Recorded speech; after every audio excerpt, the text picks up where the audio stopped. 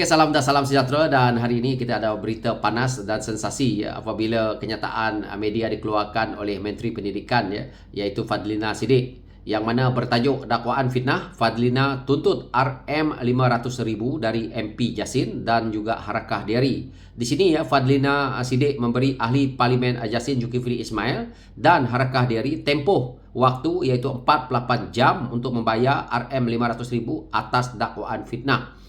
Ini adalah di atas tuduhan mengatakan bahawa Menteri Pendidikan mengarahkan sekolah di seluruh negara tidak bertakbir dan membaca Zunut Nazilah semasa Minggu Solidariti Palestin. Dan di sini juga saya lihat bahawa Menteri Pendidikan mengemukakan tuntutan itu kepada ahli Parlimen PAS dan lidah rasmi parti itu pada surat guaman semalam berhubung artikel Harakah Diari bertajuk ajaran siapa tak boleh takbir di sekolah. Ini diterbitkan oleh Harakah ya pada 6 November lalu. Dan di sini juga menurut surat guaman bertarikh 21 November itu, Fadlina berkata dakwaan artikel itu tidak benar bahawa dia dan Kementerian Pendidikan telah mengeluarkan larangan terhadap sekolah untuk bertakbir atau membaca Zunut Nazilah semasa Minggu Solidariti Palestin. Apa yang saya lihat di sini juga, Fadlina menegaskan artikel itu dan membayangkan dia telah menyimpang daripada akidah Islam, tidak jujur dan merosakkan nama baiknya sebagai Menteri Pendidikan. Selain ganti rugi RM500,000, Fadlina juga memberi tempoh 48 jam untuk kedua-dua, yaitu Zulkifli dan Harakah Diari, membuat artikel dalam talian itu dan membuat permohonan maaf tanpa syarat kepadanya.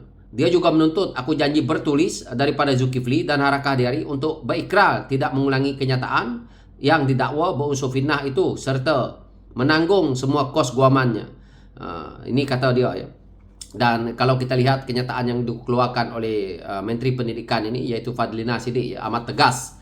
Dan kita tahu siapa dia ahli Parlimen Jasin ni, iaitu Zulkifli Ismail, yang kita tahu dia ini memang kepala kepada cerita isu bermain dengan sentimen agama.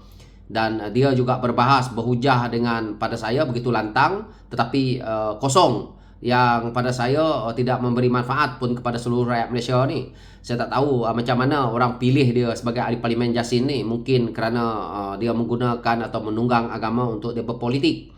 Jadi hari ini baguslah, Harakah pun kena, dia pun kena. Saya harap mereka membayarlah RM500,000. Jika ahli Parlimen Jasin ni, iaitu Zulkifli Ismail, tak cukup duit nak bayar, bolehlah buat tabung tin Milo. Kalau tin Milo tak cukup, juallah Tesla tu. Dia kata rakyat susah, rakyat menderita, tapi kita tengok pemimpin PAS menggunakan kenderaan mewah. Dan kita lihat juga kenyataan pimpinan PAS yang apabila suruh boikot itu boikot ini, tetapi pemimpin PAS menggunakan Mercedes, menggunakan jam, menggunakan telefon, menggunakan Google, menggunakan internet. Ini adalah semuanya yang patut diboikot. Inilah pembohongan pemimpin PAS. Kita tengok satu persatu mereka ini nak terus didakwa, nak terus disaman kerana mulut mereka yang selalu memfitnah.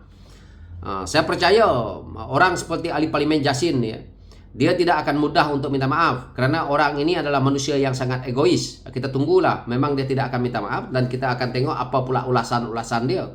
Tetapi tak apa, Fadlina juga telah pun memberikan dia tempoh 48 jam bersama dengan Harakah. Harakah ni adalah lidah rasmi PAS ya, yang pada saya selalu tidak bertanggungjawab, yang begitu ekstrim mengeluarkan kenyataan media yang tidak masuk akal. Saya juga melihat bahawa satu perkara ya dalam PAS berpolitik ya, seperti mana yang dibuat oleh Zulkifli ni ya, seolah-olah mereka lupa bahawa Malaysia ini juga banyak daripada berbilang kaum, berbilang agama, dan mereka selalu memikirkan bahawa seolah-olah Malaysia ini milik satu kaum.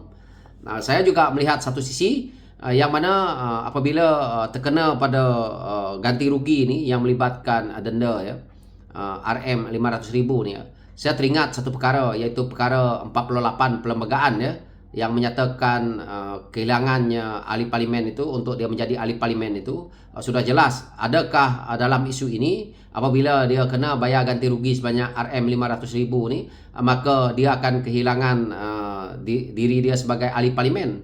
Kerana kalau kita lihat ya, perkara 48 perlembagaan ya, iaitu kurungan I ya, menyatakan bahawa kalau dipenjara melebihi daripada 1 tahun, dia akan kehilangan jawatan sebagai ahli parlimen. Begitu juga kalau dia didenda melebihi daripada 2,000. Jadi apakah dia masih boleh menjadi ahli parlimen selepas ini?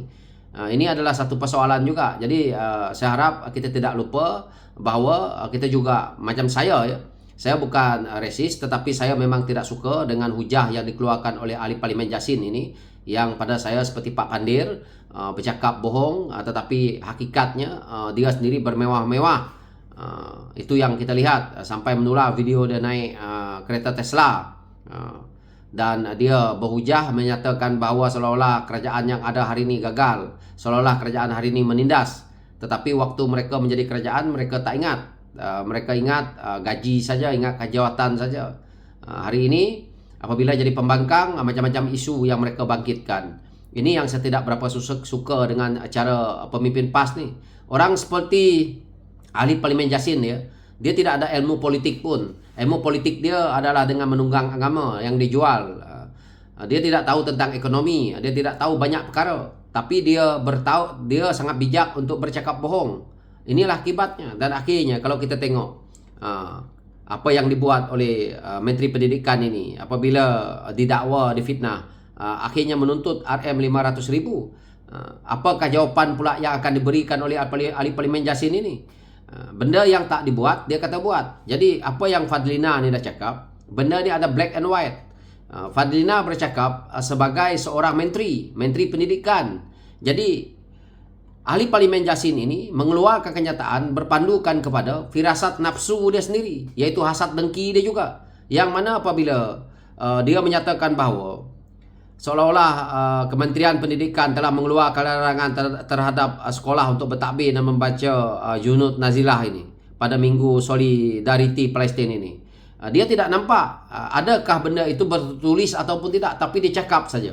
Ini satu perkara ya, yang menjadi satu fitnah. Dan orang seperti ahli parlimen Jasin ni sepatutnya kita ramai-ramai suruh dia pergi dekat Palestin sana. Dia sekarang ni patutnya duduk di sana. Dia tidak layak duduk di Malaysia ni. Kerana orang seperti ini bukan untuk memimpin negara, tapi memecah belahkan. Orang seperti ini memang tidak mempunyai niat untuk dia nak memikirkan kepada kaum lain. Dia hanya memikirkan tembolok dia sendiri. Lain orang pakai dalam parlimen, lain dia pakai dalam parlimen. Itukah pemakaian dalam parlimen? Mereka-mereka ni dalam pimpinan PAS ini ikut suka kepala dia aja. Nak pakai apa dekat parlimen? Dia saja yang betul, mereka saja yang terbaik. Tapi hakikatnya ke laut. Mereka-mereka ini pandai bercakap besar, tapi pemalas. Sebab itu kalau kita tengok pemimpin PAS kebanyakan seperti mana Zulkifli ni, badannya pun besar. Sebab apa? Tak pernah exercise. Dia kerjanya berbohong aja kerjanya, main sentimen agama, dia jual sana jual sini. Sebab tu dia boleh menang dekat Jasin tu. Rakyat Jasin percayalah pada awalnya. Tapi kali ini rakyat Jasin dah nampak. Inilah perangai hodohnya pemimpin PAS ini. Jadi saya kritik ini supaya kita tahu. Jadi saya harap lepas ni lebih ramai pemimpin-pemimpin PAS yang suka membuat fitnah ni disaman, biar terlondeh mereka. Kenapa Fadlina saman 500,000 je? Kalau saya minta 2-3 juta, biar padan muka dia, biar dia lelong semua.